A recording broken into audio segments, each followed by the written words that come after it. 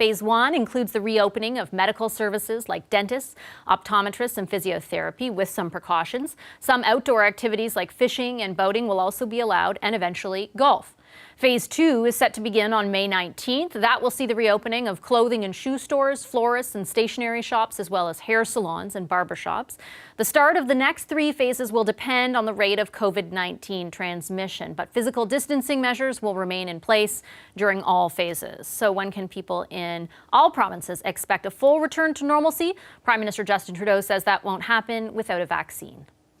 We know that everyone wants to know when this is going to be over, when we're going to be able to get back to normal life. Well, until we have either a vaccine or significant treatments for COVID-19, we're not going to be able to talk about getting back to normal. But in the coming months, we will be able to loosen a number of the restrictions and rules that we have right now on personal mobility in certain sectors, on the economy. To that effect, the Prime Minister also announced $1 billion in funding for the research of a vaccine or new clinical trials. Much of that money is going to go towards testing. The Prime Minister talked about how essential that will be to reopening the economy. He announced a new task force headed by Dr. David Naylor. We're going to speak to Dr. Naylor a bit later in the show. Be mindful of that, make sure we have nimbleness in the system, but do so in a manner that does not compromise Canadians' health and well-being. And that's really important to note in this. I know people are frustrated. I know people are anxious. People want to get back to work. We want to restart the economy as well. But imagine a scenario when we do that and another wave hits us.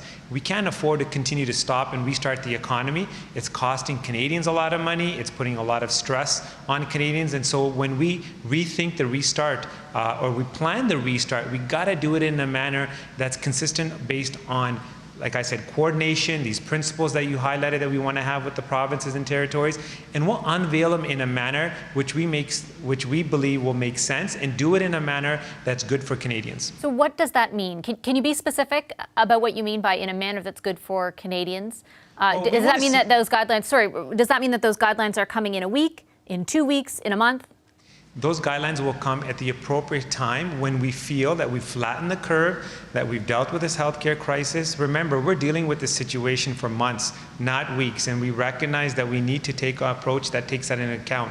So we can't act too quickly because the consequences will be too severe. How much money did the federal government spend on those million masks? Well, the specific purchase order, I don't have the amount with me, but we have allocated $2 billion for additional procurement measures to make sure that we're able to purchase personal protective equipment from different jurisdictions, including China. Okay, I'll leave it there. We need to be thinking not just about the next weeks, but about the next months. We need medium-term and long-term solutions. On that front, I can announce today that we're taking another step forward. We're putting in place an additional $1.1 billion for a national medical and research strategy to address COVID-19. That money will be invested in 3 different areas. First, $150 million will go towards researching a vaccine for COVID-19. Another $662 million is for clinical trials when a vaccine is ready to be tested. And the third pillar of this investment is for the immediate fight against COVID-19. $350 million will be spent to ramp up testing and modeling. That includes the creation of an immunity task force. Members of it will look at blood tests known as serology testing. Over 2 years, 1 million Canadians will be tested to help answer top-of-mind questions like whether you're immune once you've had COVID-19, and if so, how long does that immunity last? Dr. David Naylor is one of the doctors heading up that group. Dr. Naylor is a professor of medicine and president emeritus at University of Toronto, and he joins us now. It's very Star Trek-like.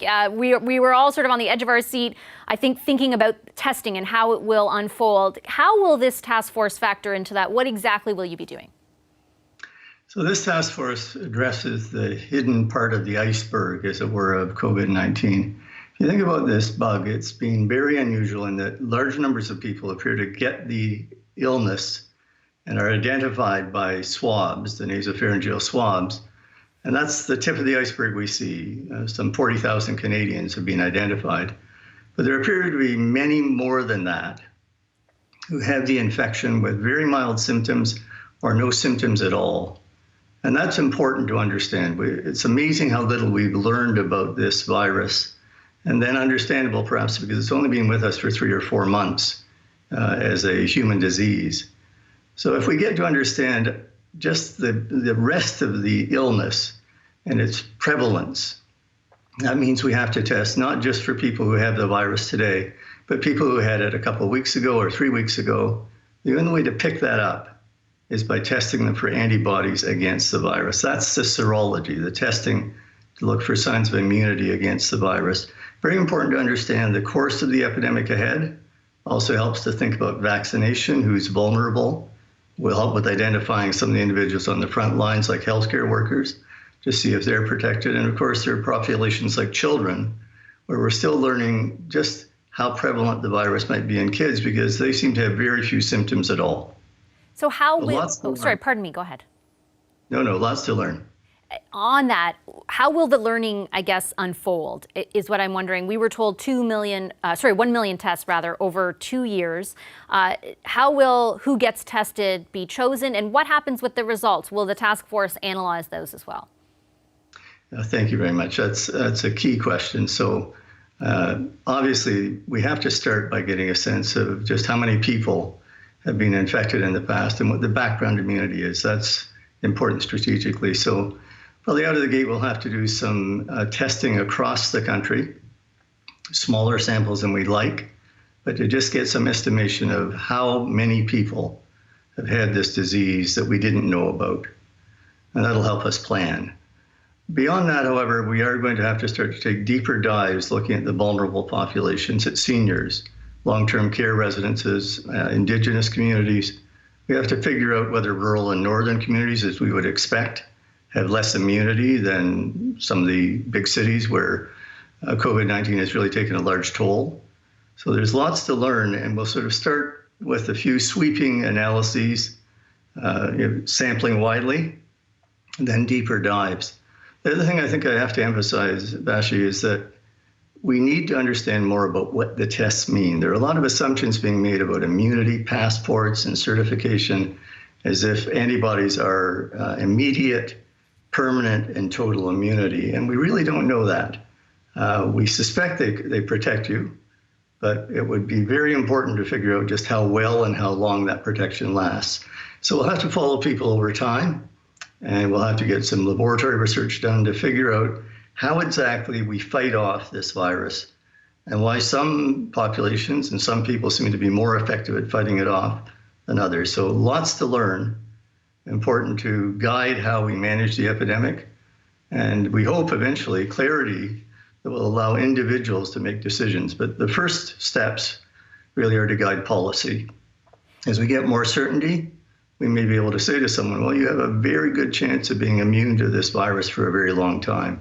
That's where we hope to get, but we're not there yet. We've got a lot of digging to do to get there. We have been anxious to speak with you just because of your experience during SARS, and particularly your review of the way in which multiple governments handled that outbreak. I'm wondering, when you look back on that experience and you look at how things have unfolded now, is there something in particular that strikes you, a lesson perhaps that we did not learn based on your reporting and your experience, one that perhaps we should have? Yeah, it's very easy for anyone to look around and pinpoint some of the missteps, and in many ways I'm glad it's happening, but I've been reluctant to be a sort of armchair quarterback here. I guess the one that I find it impossible to not pinpoint is long-term care and seniors residences. You know, in every outbreak, particularly a respiratory outbreak, those are, potential bonfires. They're just waiting to go up in flames. And the toll taken is really tragic. And these are, as the Prime Minister said, parents and grandparents. There are also some younger people in those homes who were exposed. And I think that one thing that we missed out on was figuring out how to protect some of these vulnerable populations. That's a miss. Beyond that, I think it's important to emphasize there's a lot of differences between this virus, SARS-2 as it were, and SARS-1. This is a more infective organism. It's a little less lethal, but it certainly is taking a huge toll because it's affected so many more people. It has this sneaky habit of lingering along in a lot of asymptomatic and minimally symptomatic people, which confuses the picture. And because it's new in humans, we're struggling to figure out how to treat it, and of course to develop a vaccine. So, I could go through a laundry list of missteps by the WHO, by the Chinese, by the federal government, by the provincial government. There'll be lots of time to do that. But right now, I think the area of acute focus for everybody has to be those homes, the long-term care facilities, and the seniors. That's a big miss, and it has to be remedied quickly. It's unacceptable, as the Prime Minister said. One quick follow-up, sir, on that. Canada needs to re-examine its relationship with the WHO going forward? I don't think so. I think it's important in this era, above all the global pandemics, that these multilateral organizations are, on the one hand, held to account because we support them with our tax dollars and they're integral to our protection. But on the other hand, that we continue to support them and make them better rather than abandon them or withdraw money from them. They're simply too important to not be held to high standards, but also to be supported and be a source of multilateral collaboration that protects us all. So engage, scrutinize, hold accountable, but support and make better. Okay, I'll leave it there. Dr. Naylor, mostly forcing it, the American companies, but with gene-modified food and things like that, and we do not know, and nobody knows what's going to happen because they experiment on long range, and we don't know what happens in a year or 20 years. Just like we don't know what happens, except we start knowing now what happens with mobile phones in 20 years. They cause brain tumors and blindness and deafness and cancer and whatever. It's totally known. But it's experimentation on a long range. Do you think that those frequencies and those devices are specifically selected to test on us? Do you think they're changing the species or trying to kill us or change us or whatever? Well, at least they're making us very sick. And since the goal that I have read of the elite, if I can use that word, is to diminish our population on planet Earth by at least 2/3, maybe even 5 billion. So that's very, very negative. Can you explore that more? I mean, we're facing this new disease which is coming out, the swine flu. Oh, that's just rubbish. That is really rubbish. It's not the swine flu that's dangerous, it's the injections. Because it's supposedly, it's not only swine, but it is human virus, mixed with swine virus, mixed with bird virus. And of course, behind the whole thing is to diminish world population, because it's very toxic, and to get milliards and milliards and milliards into the pockets of those who put them out. Rumsfeld is an owner also in one of the big drug companies. And since they want to diminish the population, so they start saying that children and pregnant women are the first ones. Eliminate the next generation. So you've been trying to alert certain governments about this? Not governments, but I have written information to Finland, because I don't think it's going to work. Because even if WHO... It has been tried before in the late 70s? Yes, 76 they had in the States the swine flu, and it was stopped, the injections, after 3 weeks, because so many people died or got Guillain-Barré syndrome, which is their neurology was destroyed. So now they're making a little adjustment and doing it the same. And before that, they have also made sure in the States that people don't get compensation for the damage in their health, because previously, 76, they had to pay big amounts. Like, in the States, their compensation is big when you destroy somebody's health. But now they have a law in the States that these companies are not liable, nothing in compensation, if the patient is killed or if the patient is sick for life. So they have really thought about it. So they can poison us and kill us and get away with it scot-free. That's right. So how is this happening? How are so many governments allowing this to just happen? Because they're not allowing it yet, because nobody has done anything yet. They are just having a scary program in the mass media. All mass media says, oh, it's going to be terrible. Now it's something, bang. It's a scary, scary, scary propaganda. And people get scared because they don't know. Now, WHO has ordered that, everybody has to be by force injected. Previously, WHO did not have this ability to tell them to force any government because it was only recommendations. But it was 97, 98, I recall, that they signed with 194, was it, states about that if there is a pandemic, or, real serious pandemic, so then they give an order. Now, in the beginning of June, WHO said pandemic 6, that's the highest. Now, go to any country in the world. People are not sick. There are not millions in swine influenza. So this was just done to force people and prepare the governments to give injections by force. But it's not going to work. I don't think Norway is going to do it. So do you think the figures released by the World Health Organization are actually false? Or of course they are. Of course. But you have to remember, why do they do this? Always remember who benefits. Who benefits? They have been forced, in my mind, to do this. And by whom? Big Pharma. Big Pharma, which is, deals with the world population and the world money and all this. It's milliards. So what's the ultimate strategy, do you think, that's happening with this? What's their target? What's their intent? The target is to get rid of so many people as possible and to get as much money for them as possible. But I think they have calculated wrong this time, because already in the Bilderberg meeting, the 14th and 15th of May this year, 2009, in Hellas, there was almost a split when they were discussing this.